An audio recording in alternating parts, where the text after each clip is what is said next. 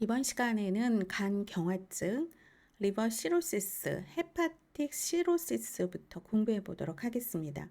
이 간 경화증은 대상자들이 굉장히 많아요. 그래서 임상에서 내과에서 흔히 볼 수 있는 환자들이고 또 간 경화증 환자들도 상당히 많이 늘어나고 있습니다. 그러니까 국시에서 간 경화증은 한 해에 한 3문제에서 4문제는 꼭 나오는 부분이라고 할 수가 있죠. 간 경화증은 넓게 퍼진 섬유증, 파이브로시스, 딱딱해진다는 거죠. 그 다음에 결절이 있는데 작은 결절이에요. 소결절, 노듈을 특징으로 하는 만성적이면서 어드밴스드, 진행성 질환이에요. 일단 간 경화증이 만약에 노출이 된다. 그러면은 거의 비가역적이라고 할 수가 있죠.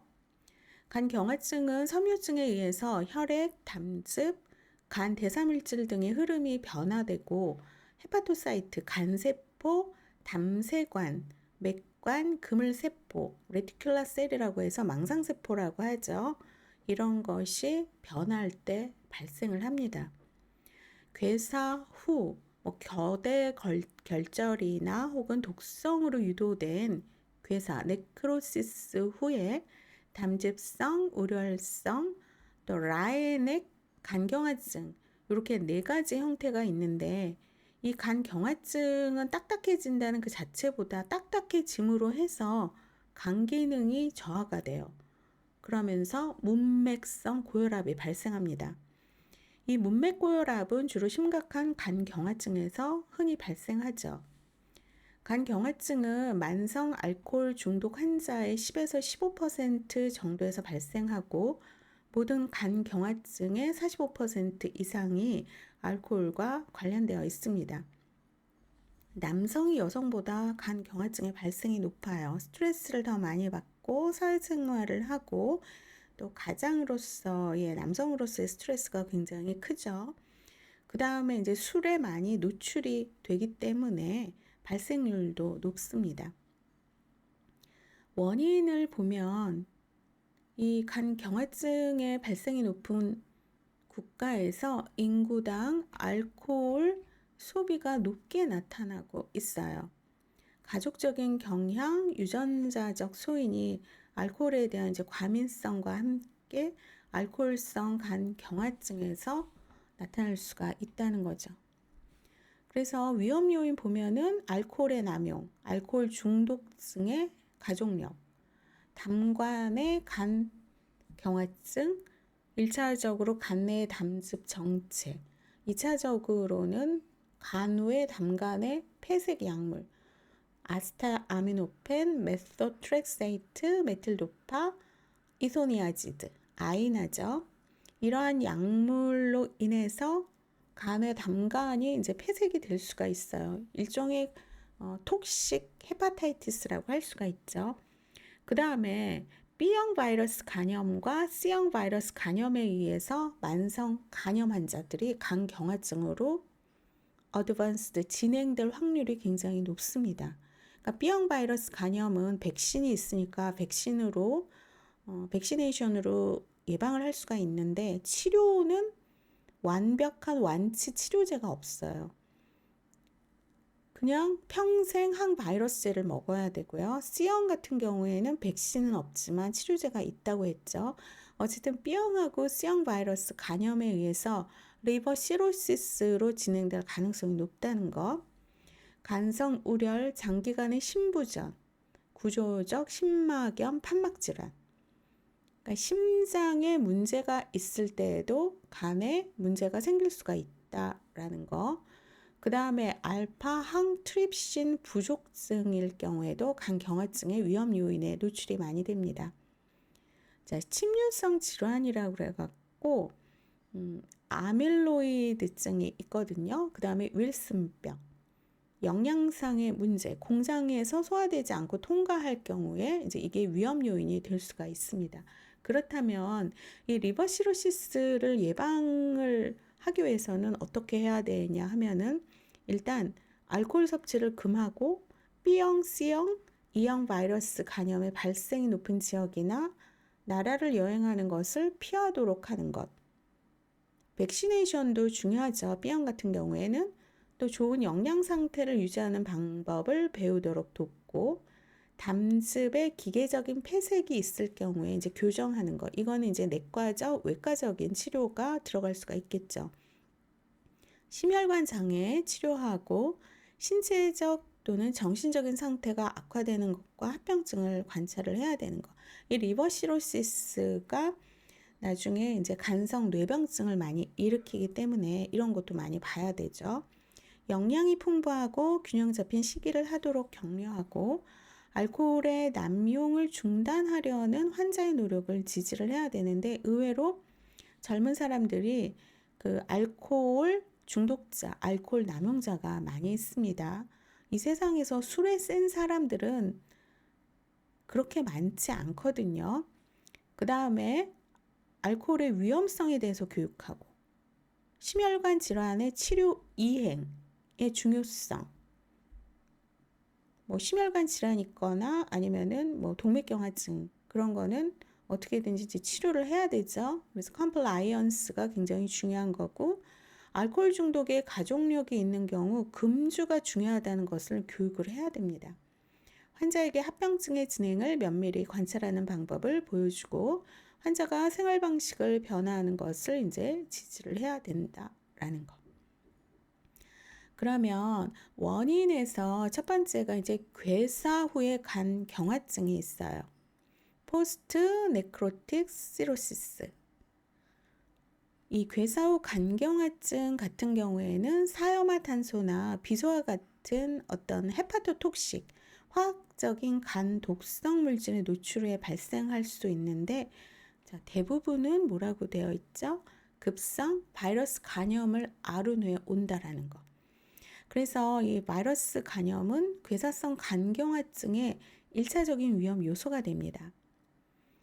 간염 환자가 다른 스트레스원에 노출되는 것을 피하도록 하고 완전하게 회복하도록 하는 것이 매우 중요하죠. 그 다음 두 번째가 담관성 간경화증이에요.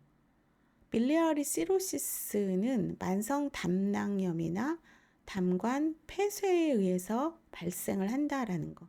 그러니까 이런 담관에 어떤 장애가 왔을 경우에 적절하게 빠른 시일 내에 치료를 해야 된다라는 것. 그리고 카디악 시로시스, 심장성 간경화증은 만성 우심 부전에 의해서 발병하는 것인데 드물게 나타나고 있습니다. 네 번째가 알코올성 간경화증이라고 해서 라이넥 시로시스 혹은 소결절성 경화증이라고 하는데, 보편적으로 알코올을 남용한 환자에게서 나타날 수 있는 간경화증이지만 드물게는 알코올을 전혀 섭취하지 않은 사람에게도 발병해요. 제가 임상에 있을 때 평생 알코올을 섭취를 하지를 않는데 그 A형 타입이라고 하죠. 혈액형이 A형이거나 아니면 혈액형이 A형이 아닌데 어떤 하나를 끝내야지만 다른 일을 하는 사람들, 밤을 새워서 어떻게든지 이 문제를 해결하려고 하는 사람들 있죠. 그런 사람들은 스트레스에 굉장히 많이 노출이 돼서, 그래서 리버 시로시스를 앓다가 임종을 맞이한 사람들을 제가 좀 많이 봤습니다. 그리고 소결절성 간경화증, 그러니까 이러한 그 라인의 간경화증의 특징은 광범위한 반응, 원인이 되는 알코올의 양은 사람마다 이제 다를 수가 있죠. 음주 형태, 매일 혹은 폭주, 혹은 음주 종류보다 매일의 알코올 소비량이 더 중요한 요인으로 보일 수가 있다고 하는데, 이거는 이제 연구 결과마다 다를 수가 있는데, 일단은 알코올은 약물이에요. 술이라기보다는 술은 알코올이죠. 알코올은 약물로 생각을 하셔야 돼요. 그래서 일단 위에서 80%가 흡수가 된 다음에 완전히 열량도 많죠. 영양가 하나도 없고 간에서 대사를 해야 되기 때문에 간이 굉장히 힘들어집니다. 자, 병태 생리를 보면 간 경화증에서는 간세포에 광범위한 파괴가 있다라는 거. 그러면은 bloodstream, 혈행을 변화시키고 림프계와 담관에서의 흐름의 변화를 초래하죠. 주기적인 병세 악화로 인해서 담즙이 정체되고 황달을 가져옵니다. 그 다음에 리버시로시스의 대표적인 합병증으로 문맥고혈압, 식도정맥류, 아사이티스, 복수, 간성뇌병증이 나타납니다. 이 네 가지가 간경화증 말기가 되면은 거의 다 나타나고 있어요. 간의 정상 혈류를 보면 문맥, 그러니까 유입 혈류의 이제 70%가 문맥이죠. 간동맥, 유입 혈류의 이제 30%. 그리고 간정맥의 적절한 기능에 따라서 좌우가 돼요. 그러니까 문맥이 70%, 동맥이 30%라고 하면 돼요. 그러면 이 정상 문맥압은 5에서 10mmHg인데 만약에 간 경화증이 심하면은 간의 주요 혈관으로 유입되는 혈류를 손상시키거나 변화시킵니다. 그래서 포탈 하이퍼텐션이 발생하는 거예요. 이게 이제 문맥 고혈압이라고 할 수가 있죠. 이 문맥 고혈압은 문맥계, 즉 포탈 베너스 시스템을 통해서 흐르는 혈액 유입이 증가되거나 문맥계 안에서 혈류에 대한 저항이 증가가 되죠. 그러면은 문맥계 내에 지속적인 압력 상승이 있을 때 하이퍼텐전이 발생을 합니다. 그래서 아래 대정맥압, 하대 정맥압보다 문맥압이 5 이상 증가를 하고 주요한 정맥의 분지들이 근접되어 있는 곳에서는 문맥의 순환과 전신순환 사이의 측부순환이 이루어지죠. 한편 문맥으로 혈류를 보내는 지라와 위장관에도 이 컨제스천, 우열 현상이 나타나면 식도, 제대, 배꼽, 그 다음에 상, 직장, 정맥, 렉터스 베인의 확대가 되면서 정맥류의 출혈이 나타납니다. 도표 16-2는 한번 참고해 보시고요. 그 다음 나타나는 게 아사이티스라고 했죠. 복수가 나타나는데 이 나타나는 이유가 문맥압이 상승함에 따라서 혈장이 리버 캡슐이라고 해서 간 피막이라고 해요. 리버 캡슐과 우열된 문맥에서 직접 복강내로 유출이 돼요. 그러면서 아사이티스가 형성이 됩니다. 또 림프계의 우열 역시 더 많은 혈장을 복강내로 보내요. 문맥계에서 혈장이 빠져나가게 되면 교질 삼투압이 떨어지게 되죠. 교질 삼투압이 떨어지면 혈관계의 수분을 유지시키고 조직으로부터 수분을 끌어들이는 능력이 떨어져요. 삼투압이라고 하는 건 이제 빨아들이는 거잖아요. 그러면서 간세포의 손상으로 인해서 간의 알부민 합성 능력을 저하시키면은 하이포알부네미아 뭐예요?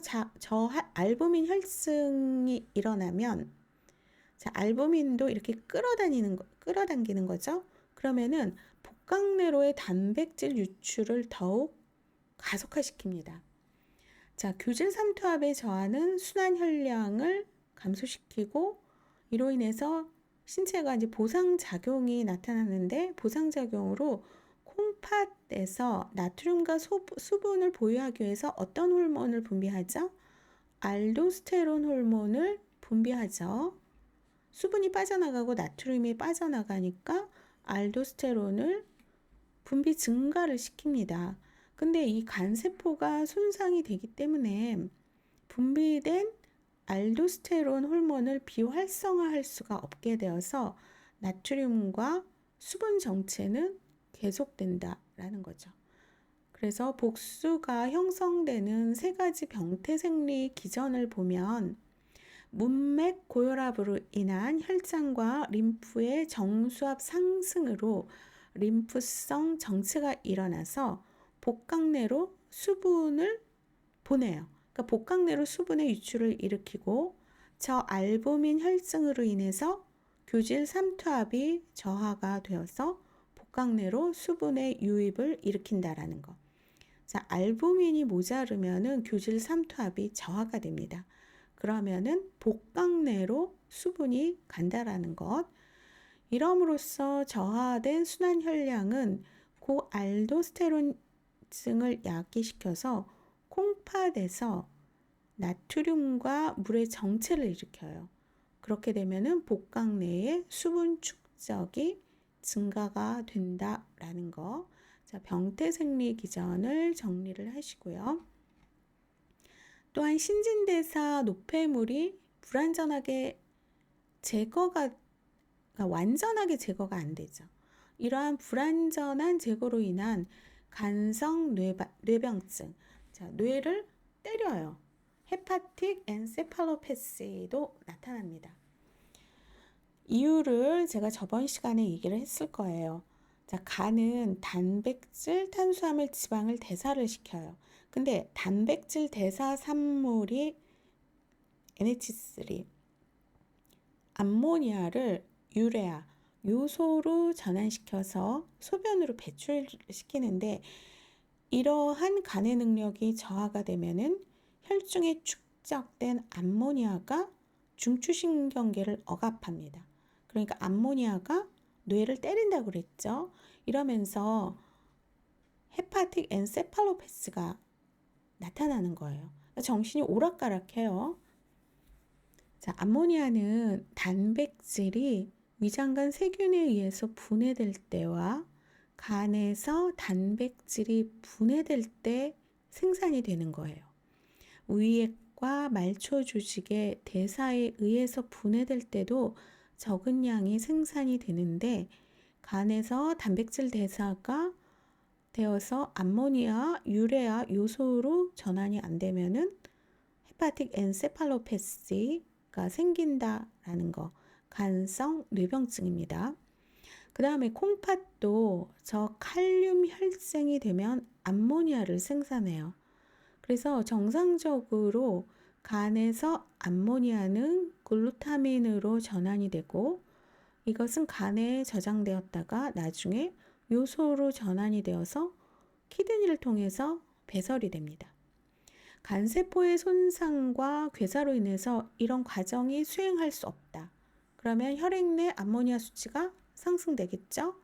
그리고 측부순환 형성으로 인해서 문맥계로부터 우회된 혈액이 정맥순환으로 직접 들어감으로써 발생할 수도 있고 음식물로 섭취하는 단백질의 증가나 위장간의 출혈과 같이 장내의 단백질을 증가시키는 경우에도 혈액 내 암모니아 수치가 상승합니다.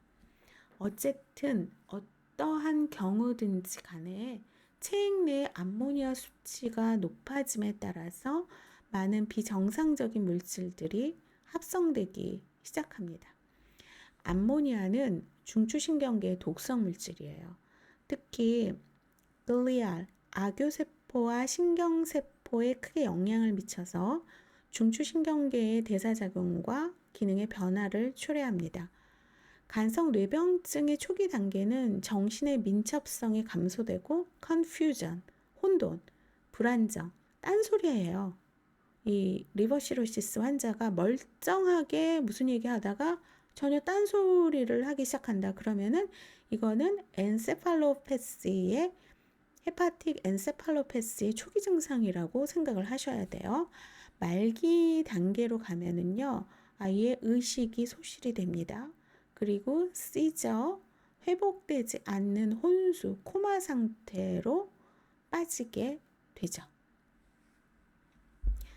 자, 도표 16-2 한번 보세요. 문맥 고혈압을 발생시키는 요인들, 혈관 저항의 증가, 그 다음에 간정맥의 혈전증이나 정맥 폐쇄성 질환, 간 내부와 문맥, 또 간정맥, 정맥 폐쇄성 질환, 이렇게 해서 혈관 저항이 증가가 되고 지속적인 비장유입 혈류량이 증가가 되거나 정맥 측부 순환에 의한 부적절한 감압으로 인해서 문맥 고혈압을 발생시키게 됩니다.